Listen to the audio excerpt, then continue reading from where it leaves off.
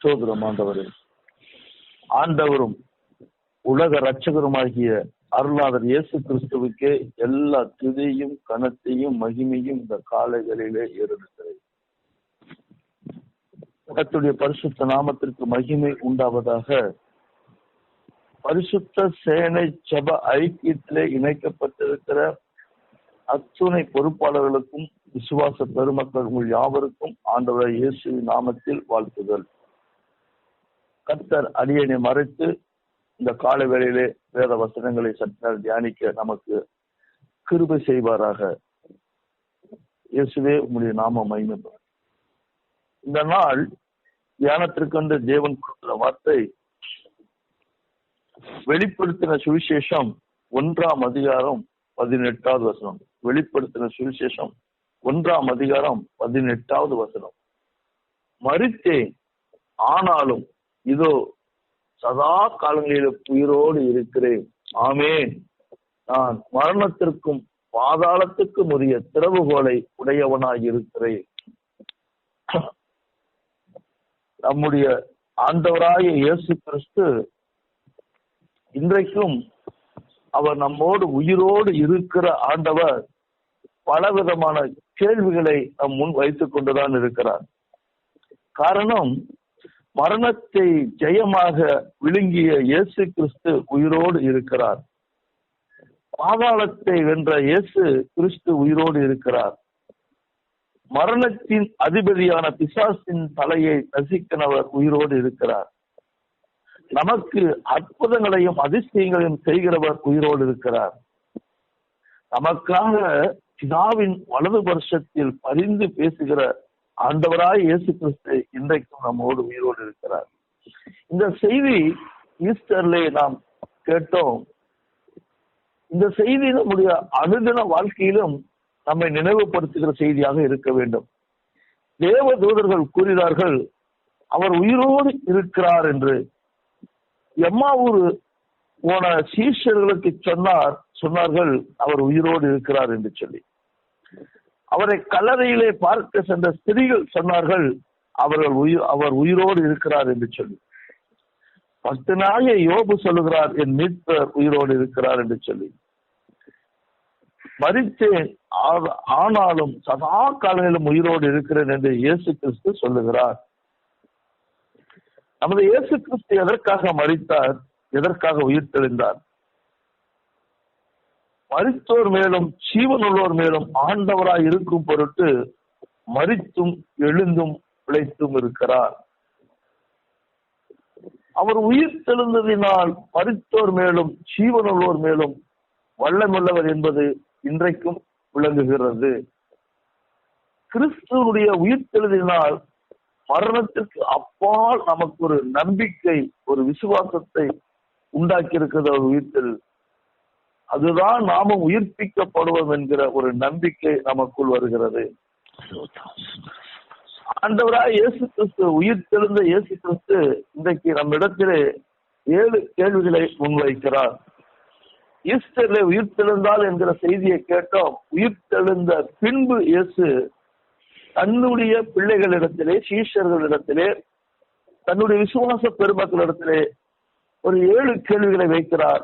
அதைத்தான் இந்த நாளிலே சற்று நேரம் ரத்தின சுருக்கமாக அந்த வார்த்தைகளை நாம் பார்க்க போகிறோம். முதலாவது, இயேசு கிறிஸ்து கேட்கிறாய், ஏன் அழுகிறாய் என்று சொல்லி. உயிர் தெழுந்த ஆண்டவர் இன்றைக்கும் நம்மை பார்த்து சொல்லுகிறார், நீ ஏன் அழுகிறாய்? நம்முடைய கண்ணீரை துடைக்கவே அவர் உயிர் தெழுந்தார்.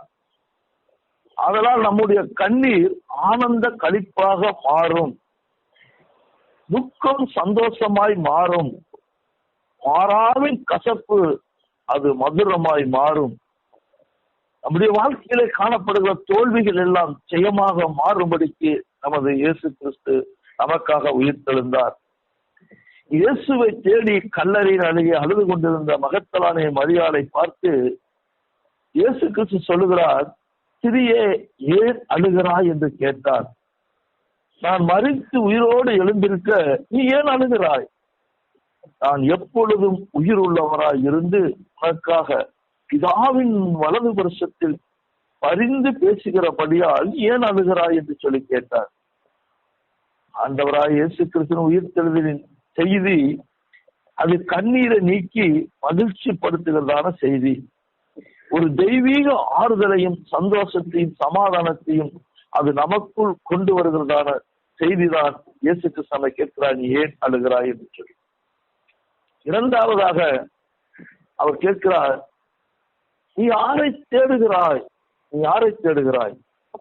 கல்லறையிலே இயேசுவை தேடிக்கொண்டிருந்த மகத்தான் மரியாதை பார்த்து ஆண்டவர் கேட்ட இரண்டாவது கேள்வி, நீ யாரை தேடுகிறாய் என்பது. உயிர்த்தெழுந்த இயேசுவை கல்லறையிலே காண முடியாது. இன்றைக்கும் அநேகர் அவரை தவறான இடங்களிலே தேடுகிறார்கள். சாஸ்திரிகள் கூட அவரை ஏரோதின் அரண்மனையிலே தேடினார்கள். அவர் உயிரோடு எழுந்து இன்றைக்கும் நம் உள்ளங்களிலே வாழ்ந்து கொண்டிருக்கிறார் நமது ஆண்டவராய் இயேசு கிறிஸ்து. நம்மையே நம்முடைய ஆலயமாக வாஸ்தலமாக கொண்டிருக்கிறார் நமது மீட்பர் இயேசு கிறிஸ்து. ஜீவனுள்ள தேவனை மரித்தோர் மத்தியில் தேடக்கூடாது. அவரை முழு இருதயத்தோடு தேடினால் நிச்சயமாகவே நாம் நமது மீட்பரை கண்டடைய முடியும். காரணம், அவர் உயிரோடு இருக்கிறார். தாவீது ராஜா தன் குமாரனை பார்த்து சொன்னார், என் குமாரனாகிய சாலமோனே, நீ அவரை தேடினால் உனக்கு அவர் தென்படுவார். நீ அவரை விட்டு விட்டால் அவர் உன்னை என்றைக்கும் கைவிடுவார் என்று சொல்லி. உயிர்த்தெழுந்த இயேசுவை ஒருபோதும் கல்லறையில் தேடாமல் நாம் எப்படி அவரை தேட வேண்டும் என்றால் ஜெபத்திலே தேட வேண்டும், முழு இருதயத்தோடு தேட வேண்டும், உபவாசத்தோடு கர்த்தரை தேட வேண்டும், அவரை கண்டடையத்தக்க சமயத்தில் நாம் தேட வேண்டும், அதிகாலையில் ஆண்டவரை தேட வேண்டும், கண்ணீரோடு கர்த்தரை தேட வேண்டும், நறுங்குண்ட இருதயத்தோடு கர்த்தரை நாம் தேடி வர வேண்டும். அப்பொழுதுதான் நமது ரட்சகர் சொல்லுகிறார், நீ யாரை தேடுகிறாய், நாம் யாரை தேடுகிறோம் என்று ஒரு நாணம் நமக்கு கிடைக்கும். மூன்றாவது காரியம், நீங்கள் ஒருவருக்கொருவர் சொல்லிக் கொள்கிற காரியம் என்ன? 2 பேர் பேசிக் கொண்டிருக்கிற பொழுது ஆண்டவர் சொல், நீங்கள் ஒருவருக்கொருவர் சொல்லிக் கொள்கிற காரியம் என்ன? இயேசு கிறிஸ்து உயிர்த்தெழுந்த அன்றைய நாளிலே எருசலேமுக்கு 7 அல்லது 8 மைல் தூரம் எம்மாவு என்னும் கிராமத்திற்கு 2 சீஷர்கள் நடந்து போனார்கள். இயேசு தாமே அவர்களுடன் நடந்து போனார். ஆனாலும் அவரை அறியாதபடிக்கு அவர்கள் கண்கள் மறைக்கப்பட்டிருந்தது. அப்பொழுது ஆண்டவராய் இயேசு கிறிஸ்து நோக்கி, நீங்கள் துக்கம் உள்ளவர்களாய் வழி நடந்து ஒருவருக்கு ஒரு சொல்லிக் கொள்கிற காரியம் என்னவென்று கேட்டார். அப்பொழுது அவர்களில் ஒரு சீசன், நசரேயனாகிய இயேசுவை குறித்தவைகளையே அவர் தேவனுக்கு முன்பாகவும் ஜனங்கள் எல்லாருக்கும் முன்பாகவும் செய்கையிலும் வாக்கிலும் வல்லமையுள்ள தீர்க்கதரிசியாகிய ஆண்டவராய் இயேசு கிறிஸ்து இருந்தார். நம்முடைய பிரதான ஆசாரியரும் அதிகாரிகளும் அவரை மரண ஆக்கினைக்கு உட்படுத்தி சிலுவையில் அறைந்தார்கள். அவரோ இஸ்ரவேலை மீட்டு ரட்சிக்கிறவர் என்று நாங்கள் நம்பி இருந்தோம். இவைகளை சம்பவித்து 3 நாள் ஆகிறது என்று சொல்லுகிறார்கள். நாம் எங்கே என்ன சொல்லி கர்த்தரை பேசிக்கொண்டு தேடுகிறோம் என்கிற ஒரு சிந்தனை, ஒரு ஞானமுள்ள அறிவும் வாயின் வார்த்தைகளும் இருக்க வேண்டும். 4வது காரியம், இந்த காரியங்களை குறித்து வேத வாக்கியங்கள் முன்னறிவிக்கவில்லையா என்று இயேசு கிறிஸ்து கேட்கிறார்கள். காரியங்களை குறித்து இயேசு கிறிஸ்து நம்ம இடத்துல வைக்கிற 4வது ஒரு கேள்வி, இந்த 4 காரியங்கள், 4வது காரியம் என்னவென்று சொல்லி பார்த்தால், அன்றைக்கு இயேசு பூமியில் வாழ்ந்த பொழுது அடிக்கடி சீஷர்களையும் வேதபாதர்களையும் அழைத்து, நீங்கள் வேதத்தை ஒரு காலம் வாசிக்கவில்லையா என்று சொல்லி உயிர்த்தெழுந்த ஆண்டவர் இன்றைக்கும் காலை வேளையிலே நமக்கு சொல்கிறார், நீங்கள் வேதத்தை வாசிக்கவில்லையா என்று சொல்லி. அன்றைக்கு சீஷர்களை வேதபாதலை கடிந்து கொண்ட ஆண்டவர் சொல்லுகிறார் ஒரு உவமையை, வீடு கட்டுகிறவர்கள் ஆகாது என்று தள்ளின கல்லே மூளைக்கு தலைக்கல்லாயிற்று, அது கர்த்தராலே ஆயிற்று, அது நம்முடைய கண்களுக்கு ஆச்சரியமாய் இருக்கிறது என்று நீங்கள் வேதத்தில் ஒரு காலம் வாசிக்கவில்லையா என்று கேட்டார் என்று வேதம் சொல்லுகிறது. நீங்கள் வேத வாக்கியங்களையும் தேவனுடைய வல்லமையும் அறியாமல் தப்பான எண்ணம் கொள்கிறீர்கள். தேவனுடைய பிள்ளைகளே, கர்த்தர் சொல்லுகிற வார்த்தை, வேதத்தை வாசித்து தியானிக்க வேண்டும், கர்த்தருடைய வேதத்தில் பிரியமாய் இருக்க வேண்டும். இரவும் பகலும் அவருடைய வேதத்தில் ஞானமாய் இருக்கிற மனுஷன் பாக்கியவான் என்று சொல்லி சங்கீதக்காரர் நமக்கு தெளிவாக அவர் சங்கீதத்தை ஆரம்பிக்கிற பொழுதே சொல்லுகிறார். அவன் நீர்க்கால்களின் ஓரமாய் நடப்பட்டு தன் காலத்தில் தன் கனியை தந்து இலையுதனாக இருக்கிற மரத்தை போல் இருப்பான், அவன் செய்வதெல்லாம் வாய்க்கும் என்று சொல்லி உயிர்த்தெழுந்த ஆண்டவர் நமக்கு உறுதுணையாய் இருக்கிறார். உயிர்த்தெழுந்த இயேசு கிறிஸ்து 5வது தம் சீஷரிடத்திலே வைக்கிற ஒரு கேள்வி, பிள்ளைகளே புசிப்பதற்கு ஏதாவது உங்களிடத்தில் இருக்கிறதா என்று சொல்லி. இயேசு கிறிஸ்து மனுஷர்களை பிடிக்க அழைக்கப்பட்ட சீசரில் ஒரு கூட்டத்தார் அவர்கள் பழைய தொழிலாகிய மீண்டும் மீன் பிடிக்கவே போய்விட்டார்கள். இரவெல்லாம் முயற்சித்தும் அவர்களால் ஒரு மீனை கூட பிடிக்க முடியவில்லை. பின்மாற்றத்தில் சென்றால் அவர்களால் ஒரு மீனை கூட பிடிக்க முடியவில்லை. இயேசுவை விட்டு பின்வாங்கி போகிறவர்களுக்கு எல்லாம் தோல்வி, நஷ்டம், கஷ்டம், ஏமாற்றம், வறுமைதான் காத்திருக்கிறது.